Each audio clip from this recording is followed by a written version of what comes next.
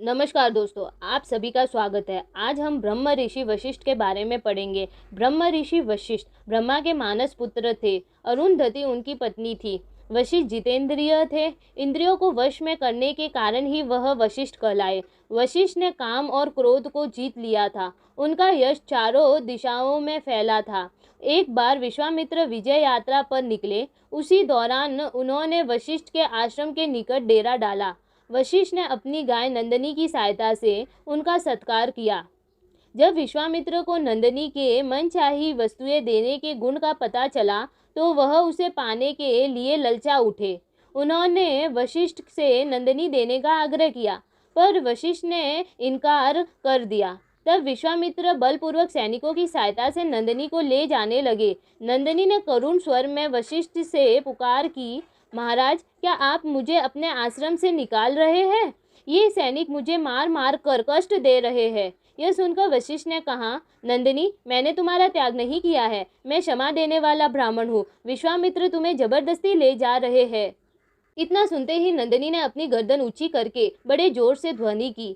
तभी वहां सैकड़ों सैनिक उपस्थित हो गए और विश्वामित्र सेना सहित भाग खड़े हुए। पराजित विश्वामित्र ने कठोर तपस्या शुरू की और उसी के बल से उन्होंने वशिष्ठ के 100 पुत्रों का वध कर दिया। वशिष्ठ फिर भी शांत रहे, लेकिन अपनी पुत्र वधुओं के दुख को वह सहन न कर सके।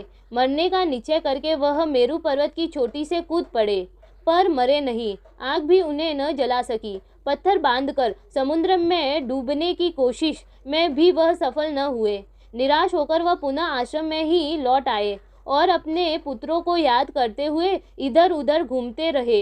एक दिन जब वशिष्ठ आश्रम के पास टहल रहे थे तो उनके बड़े पुत्र शक्ति की विधवा पत्नी अदृश्यंती उनके पीछे पीछे चल दी। उसके गर्भ में स्थित बालक के मुख से वेद पाठ सुनकर वशिष्ठ ने आत्महत्या का विचार त्याग दिया। वही बालक बड़ा होकर पार्शर नाम से प्रसिद्ध हुआ। वशिष्ठ ने स्वयं उसके जातक कर्म आदि संस्कार किए। वशिष्ठ की कृपा से ही विश्वामित्र को ब्राह्मणत्व प्राप्त हुआ।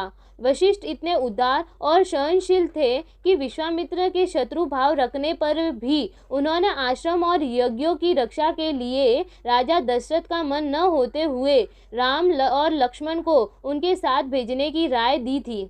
राष्ट्र सेवा में ब्रह्म तेज के प्रतीक वशिष्ठ सदैव समाज सेवा में सबसे आगे रहे। उन्होंने अयोध्या में राम के वनवास के समय प्रजा को विद्रोह करने से रोका, लक्ष्मण को शांत किया और भरत का ठीक मार्गदर्शन कर उसे कर्तव्य पथ पर आगे बढ़ने की प्रेरणा दी। महर्षि वशिष्ठ की सहनशीलता, अन्याय के प्रति आवाज उठाने की शक्ति व राष्ट्र सेवा की भावना आज भी लोगों को प्रेरित कर उचित मार्ग पर चलने की दिशा देती है। तो यहाँ पर हमारी कहानी समाप्त होती है। आपको यह वीडियो अच्छा लगा हो तो चैनल को सब्सक्राइब, लाइक और शेयर जरूर करें और ऐसे ही वीडियो को देखने के लिए हमारे चैनल को फॉलो करें। वीडियो को अंत तक देखने के लिए धन्यवाद।